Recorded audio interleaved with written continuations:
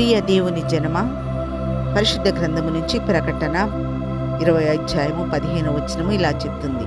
ఎవని పేరైనను జీవ గ్రంథమందు వ్రాయబడినట్టు కనబడని ఎడల వాడు అగ్నిగుండములో పడవేయబడెను అని.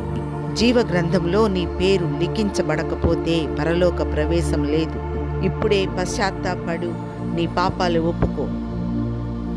మన దేవుడు నీతిమంతుడు, నమ్మకమైన వాడు.